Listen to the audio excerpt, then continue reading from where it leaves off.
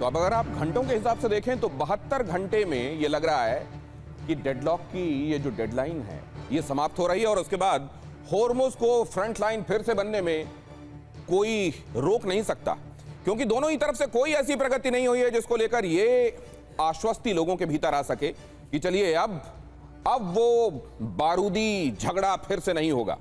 यहां कोई पॉजिटिव कह लीजिए उम्मीद की किरण सामने अभी तक नहीं आई है। दोनों ही तरफ से धमकियां दी जा रही हैं और दोनों ही तरफ से बताया जा रहा है कि हम झुकने के लिए और अपनी शर्तों पर किसी भी तरीके से कोई समझौता करने के लिए तैयार नहीं है। तो ऐसे में होने क्या वाला है? जाहिर है होर्मुज फिर से फ्रंट लाइन बन सकता है। इधर डोनाल्ड ट्रंप ने एक बार फिर से धमकी दे दी है, कह रहे हैं कि आपके जो ऑयल पाइपलाइन है वो ब्लास्ट होने शुरू होंगे। इसके मायने भी आपको बताएंगे, जरा देखिए पहले ये खबर। हमारे साथ मौजूद गेस्ट आपको ये समझने में मदद करेंगे कि इन खबरों के मायने क्या हैं। सीज फायर के बीच मिडिल ईस्ट में हलचल बढ़ गई है। इजराइल में देखिए यूनाइटेड स्टेट्स के रिफ्यूलिंग प्लेन, दक्षिणी इजराइल में यूनाइटेड स्टेट्स रिफ्यूलिंग प्लेन, यहां इन तमाम वॉर मशीनरीज के अलग अलग कंपोनेंट्स का देखा जाना, उनका अलग अलग जगहों पर डिप्लॉय होना, इस सब के मायने हैं। जिस समय वो वाकई काम आएंगे, जिस समय आपको वाकई मिड एयर रिफ्यूलर ये दिखेगा काम करता हुआ, वो समय तो जाहिर है होगा ही, लेकिन उससे पहले हर एक तैनाती, हर एक जगह पर इस तरह की मौजूदगी किसी वॉर मशीनरी कंपोनेंट की ये बताती है कि आने वाले दिनों में होने क्या वाला है। दोनों ही पक्षों की तरफ से तैयारियां ये बता रही हैं कि बातचीत कामयाब होगी, किसी को नहीं लग रहा। मिडिल ईस्ट में अमेरिका की बहुत बड़ी तैयारी। मिडिल ईस्ट में हाई अलर्ट पर यूनाइटेड स्टेट्स के फाइटर जेट्स। मिडिल ईस्ट में रिफ्यूलिंग एयरक्राफ्ट की मूवमेंट दिखाई दे रही है।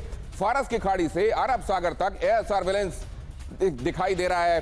फ्लाइट रेडार 24 का ये बड़ा दावा है। यहां पर ये जो आपको अलग येलो कलर में आपको एयरक्राफ्ट दिखाई दे रहे हैं, इसके बारे में दावा यह है कि इनमें से बहुत सारे सर्विलांस और बहुत सारे रिफ्यूलर्स हैं जो आपको यहां दिखाई दे रहे हैं। और मिडिल ईस्ट में आप ये जो देख रहे हैं ये मिडिल ईस्ट का हिस्सा, यहां पर इनकी मौजूदगी ये बता रही है कि मिडिल ईस्ट में तैनाती पहले से ज्यादा होने वाली है और अमेरिका इस जगह को आने वाले दिनों में ईरान के खिलाफ युद्ध अगर फिर से शुरू होता है तो बहुत जमकर इस्तेमाल करने वाला है। ये हालांकि मिडिल ईस्ट के लिए खतरे की घंटी भी है, क्योंकि ईरान ने यही कहा कि आप सब हमारे पड़ोसी हैं, आपसे दुश्मनी नहीं है, लेकिन क्या करें आपकी जमीन से हम पर हमला हो रहा है, इसलिए आपके यहां पर हमको हमला करना पड़ रहा है। और ऐसे में जब ये हमने देखा यूनाइटेड स्टेट्स का सिक्योरिटी एश्योरेंस एकदम औंधे मुंह गिरा हुआ दिखाई दिया। मिडिल ईस्ट को लेकर अमेरिका ने आश्वस्ति दी है कि आपके यहां बेसिस और एयर बेसिस बनाकर आपकी सुरक्षा भी हम करेंगे, चिंता मत कीजिए। आपने देखा फर्स्ट फेज में ये एकदम कोरा आश्वासन दिखाई दिया। अब ये जो डिप्लॉयमेंट यहां हो रहे हैं, अगर लड़ाई फिर से शुरू होती है तो मिडिल ईस्ट का क्या होगा, ये चिंता मिडिल ईस्ट की कंट्रीज को लगातार खाई जा रही है। अगली खबर देखिए, मिडिल ईस्ट में अमेरिका के 15 C-17 ग्लोब मास्टर दिखाई दिए। जर्मनी के रास्ते मिडिल ईस्ट आए C-17 globe master. Middle east के अमेरिकी बेस में सैन्य सप्लाई तेज हो गई है। फ्लाइट रेडार 24 की तरफ से यह दावा भी किया गया है। और ये हर एक डिप्लॉयमेंट वो ओशन में हो या लैंड में हो, यह बता रहा है कि अमेरिका अपनी तैयारियां बढ़ाता जा रहा है और डोनाल्ड ट्रंप को भी यह लग रहा है कि इसके अलावा और कोई चारा बचा नहीं है।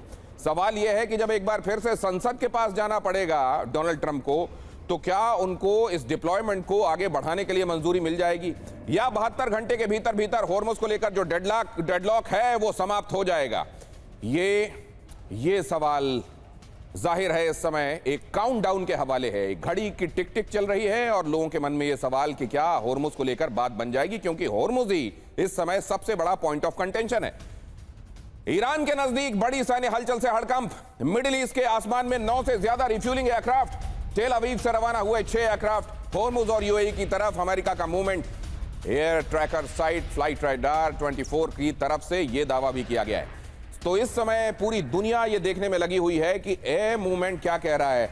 आपको ये मालूम है कि अमेरिका ने एक बड़ी तैनाती समंदर में कर रखी है। इसके अलावा वो लैंड में क्या कर रहा है, वो एयर में क्या कर रहा है, इसको जानने की भी उत्सुकता दुनिया को है। और इसमें बहुत ज्यादा मदद हो रही है इस साइट की तरफ से, जो हर एक एयर मूवमेंट को, जो असल में रिकॉग्नाइज्ड एयर मूवमेंट है, क्योंकि कई बार ये भी होता है कि क्लैंडस्टाइन एयर मूवमेंट होती हैं और वो पकड़ में नहीं आती हैं, कैसे और कैसे नहीं। ये डीके पांडे सर हमारे साथ जुड़ेंगे कुछ ही देर में, वो आपको बताएंगे।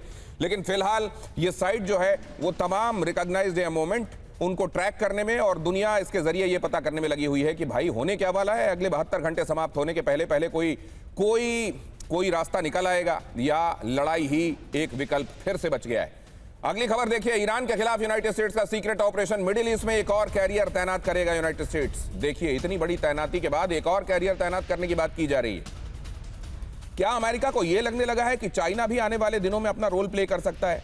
और चाइना के बाद पास बहुत बड़ी नेवी है, आप जानते हैं, हालांकि अभी तक आजमाई नहीं गई है, लेकिन नेवी उसकी अमेरिका से भी ज्यादा बुलंद मानी जाने लगी है। उसका यह कहना है, लोगों का तो वॉर एक्सपर्ट्स जो हैं वो ये बताते हैं कि अमेरिका के मुकाबले चाइना की नेवी कहीं से कमतर नहीं है। यहां इतनी बड़ी डिप्लॉयमेंट का मतलब क्या है? क्या आने वाले दिनों में रशिया या चाइना की इन्वॉल्वमेंट, उनका भी मुलव्विस होना क्या अमेरिका की तरफ से फोर्स ही किया जा रहा है और इसीलिए इतनी बड़ी डिप्लॉयमेंट है, या केवल ईरान पर दबाव बनाने के लिए प्रेशर टैक्टिक्स के तहत ये डिप्लॉयमेंट्स की जा रही हैं?